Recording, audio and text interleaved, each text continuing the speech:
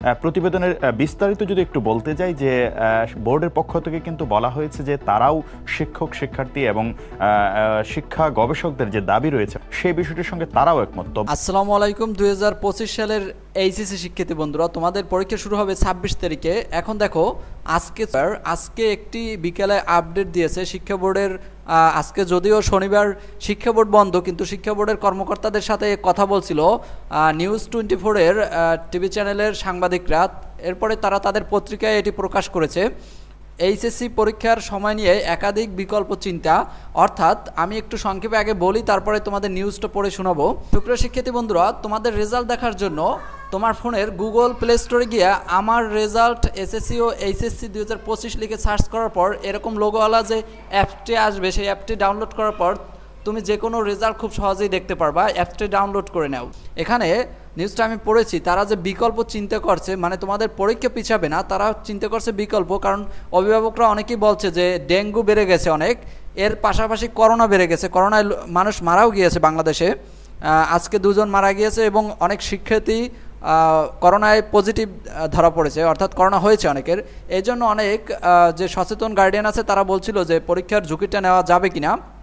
সেক্ষেত্রে শিক্ষা বোর্ড জানিয়েছে যে আমরা বিকল্প চিন্তা করে রেখেছি, যদি করোনা বাড়ে আর ডেঙ্গুও যদি বেশি বেড়ে থাকে তাহলে আমরা পরীক্ষার মধ্যে যে গ্যাপ আছে, অর্থাৎ পরীক্ষার মধ্যে যে বন্ধ আছে রুটিনে, সেই রুটিনটা পরিবর্তন করে আমরা প্রতিদিন এক একটা পরীক্ষা নিয়ে তারপর তাড়াতাড়ি করে শেষ করে দিব, কারণ সবার সিলেবাস অলরেডি শেষ হয়ে গেছে। এখন আমি ভাই এটা বুঝি না, তারা কি একটা শিক্ষার্থীকে মানুষ মনে করে না? কেমনে একটা শিক্ষার্থীরা অবশ্যই আবেদন করতেছে যে পরীক্ষা পেছানোর জন্য, আর তারা বলতেছে যে তাড়াহুড়ো করে পরীক্ষা নেবে প্রতিদিন করে। একটা শিক্ষার্থী কীভাবে একটা প্রতিদিন করে পরীক্ষা দেয়, একটা পরীক্ষা দিয়ে পরের দিন আবার পরীক্ষা দেবে, এতে শিক্ষার্থীর জীবন তো শেষ হয়ে যাবে। এখন তারা এই বিকল্প পদ্ধতি করছে। এখন বাকিগুলো একটু দেখি। দেখো এখানে যেটা বলা হয়েছে, আমি বিস্তারিত নিউজটা একটু পরে তোমাদের শোনাচ্ছি। উচ্চ মাধ্যমিক ও সমমানের পরীক্ষা আগামী 26শে জুন শুরু হচ্ছে। 11টি শিক্ষা বোর্ড এরই মধ্যে প্রস্তুতি সম্পূর্ণ করেছে। প্রশ্ন ও উত্তরপত্র উপজেলা পর্যায়ে পৌঁছেছে। এখন দেখো প্রশ্ন কিন্তু পৌঁছেই গেছে অলরেডি।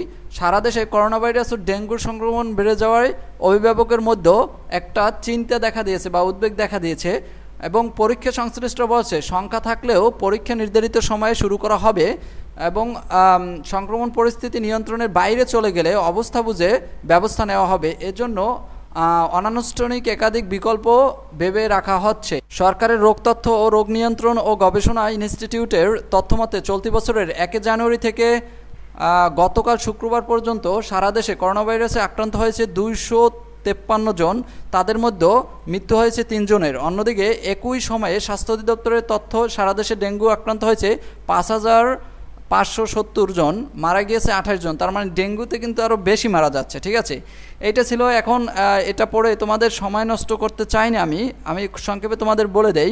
এই যে এইচএসসি পরীক্ষার্থীরা যেহেতু তরুণ বেশি এবং তারা জনসমাগম এড়িয়ে চলতে পারে না অতটা, এবং মাস্কেরও সচেতনতা থাকে না, এজন্য করোনা বেশি বেড়ে যেতে পারে। আর আমি তো আগেই বলে রাখছি, তারা যে বিকল্প পদ্ধতিটা খুঁজছে ওটা একদমই তোমাদের পক্ষে যায় না, যে তাড়াতাড়ি করে রুটিনের বন্ধগুলো কমিয়ে তাড়াতাড়ি করে তোমাদের পরীক্ষাটা নিয়ে নেবে, এটা কোনোভাবেই তোমাদের পক্ষে যায় না। অন্য বিকল্প পদ্ধতি যদি ভাবা উচিত তাদের, যে পরীক্ষা পিছিয়ে দিতে পারে, এমনটাই আমি তোমাদের পক্ষে থাকবো। আশা করি এমনটাই হবে। তবে পরবর্তী আপডেট আমি জানিয়ে দেবো। সবাই চ্যানেলটি সাবস্ক্রাইব করে রাখো। শিক্ষা বোর্ড থেকে যে কোনো আপডেট আসলে সাথে সাথে তোমাদের জানিয়ে দেবো।